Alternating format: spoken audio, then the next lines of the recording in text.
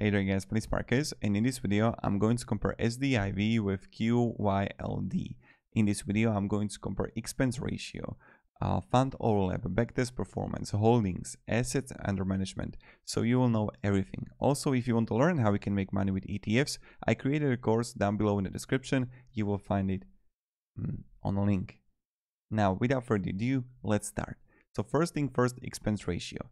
First, expense ratio is similar, 0.60 comparing to 0.59. So that means that if you would invest $10,000, you would pay $60 and $59.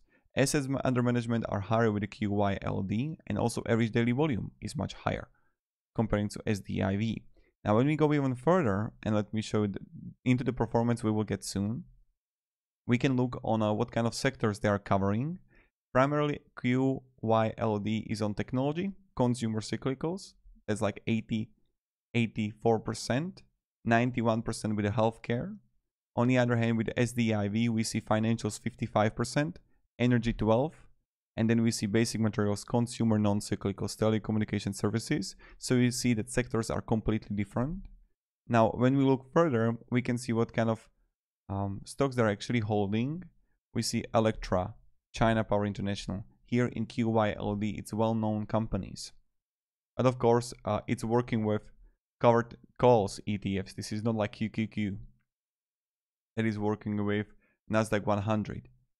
This is working with calls. And many times people are saying that QYLD is a good option if you need every single month the money, because there are much more better, well-performing ETFs compared to QYLD. But yes, the dividend yield that I'm going to show you soon enough, it's really good with QYLD. Now, SDIV is also focusing on a lot of international stocks, as you can see, and that can have some benefits and also costs, of course. And let's go further. Now, when we go further, let's look on the fund overlap here, SDIV with QYLD. And let's see how well they are overlapping. They're not overlapping at all. So you see 0%, 0%, 0% on every single field, that they're not similar at all. And when you look on a back test here, so let's see SDIV, and let's say we're going to look on QYLD, and let's see, and let's calculate. So let's say we are going to invest $10,000 as initial amount. We are going to contribute $500 monthly, and when we are going to also reinvest the dividends.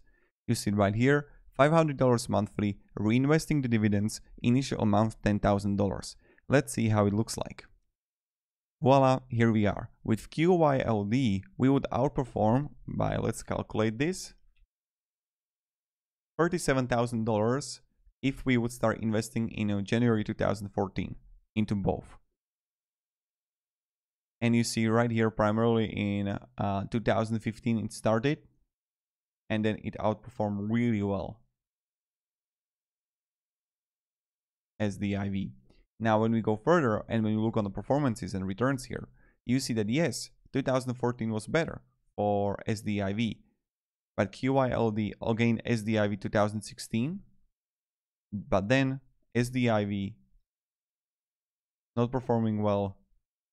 And also 2020 was really bad for SDIV. QYLD was performing quite well. And now, and you see the total return here, 3 months, 1 year, 3-year annualized return. See?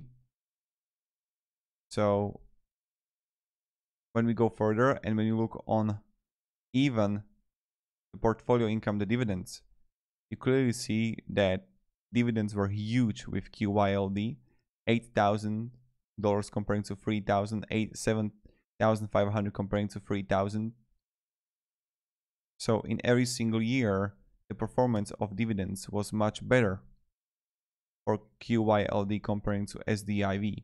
Now, when I compare this, let me show you. Let's say I'm going to compare it to QQQ, the QYLD versus QQQ. You can even see the QQQ would outperform even the QYLD, even when how it's called, the dividends were much lower. Look at this.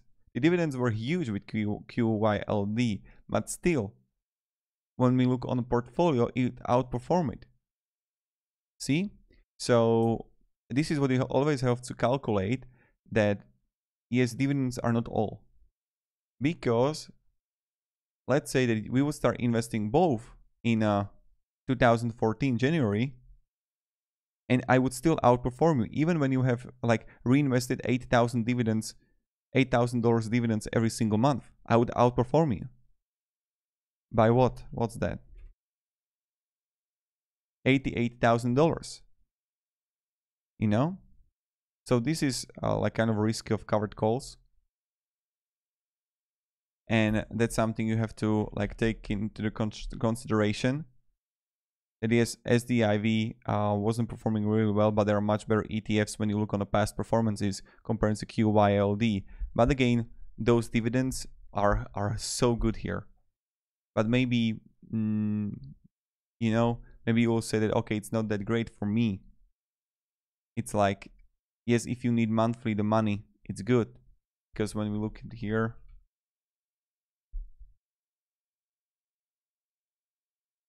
see, we are not focusing on growth, of course. And the dividends are really good here. So if you need the money on monthly basis, it's okay to like withdraw it. QQQ, look at this. QQQ were growing really well. But yeah, if you need just the money every single month to pay for it, voila, that's really good. QYLD, let's see, 11%. Oh, my camera went off. 9.41%. And yeah.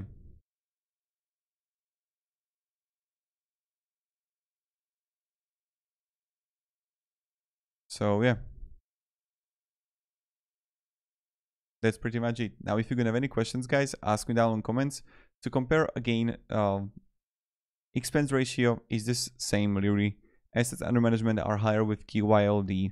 Average daily volume is higher. Now holdings, they are not overlapping at all. The dividend yield is much better with QYLD comparing to SPY, SDIV. Now when you look on how well it was performing from the dividends perspective, the QYLD was performing quite well, but the growth was also better with QYLD comparing to SDIV, that's for sure. But when you compare it to QQQ, you would outperform it with QQQ, right? But again, it depends what are your goals, what do you need in life. Like let's say that if I would be retired, QYLD can be a really good choice combined with other ETFs. So yeah, thank you very much guys for watching. And if you can have any questions, ask me down in the comments. I'm really happy to help you. And have a great day and goodbye. See ya.